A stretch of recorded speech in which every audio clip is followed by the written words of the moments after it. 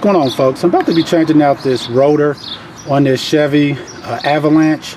What the first thing you want to do when you're changing out your rotor is you have to remove your caliper itself. And to remove your caliper, I already took it off. It takes a size 12. Once you remove that over like that, you're done with that. The next thing you have to do is remove your caliper bracket, which is right here.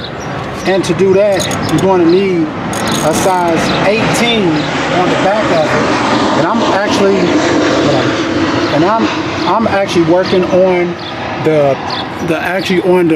passenger side. And for the passenger side, to untighten your bracket screw, which is pretty tight, to loosen your bracket screw, you want to go down. You want to turn down like this with it, down toward the ground like that, to loosen it.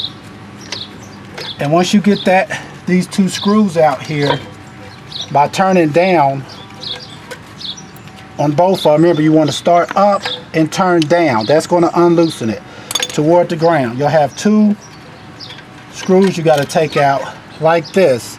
And once you get those two screws out of it, then your whole caliper bracket will come off of it. You want to set that to the side. And next, what you have to do is just pretty much pull your rotor off. As you can see, this whole rotor broke. This is why it's important to pretty much change out your rotors when they start getting too old. It's supposed to be another whole side over here. I'm going to show you now what it should look like. This is the new rotor. And you see how it has two sides on it?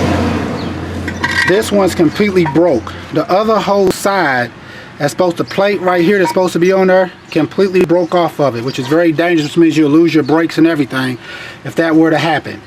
So once you get that one off, now you want to take your new rotor and pretty much just slide it back on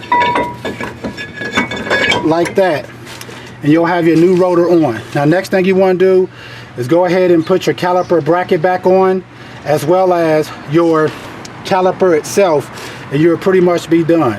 Once again, folks, this is how you would change out your rotor on a Chevy Avalanche. It's probably the same on multiple different years of Chevy vehicles, especially Chevy trucks. Like I said, once you'll need to take off the ones that hold your caliper bracket in is a size 18 socket, and you want to turn down like that to take it off.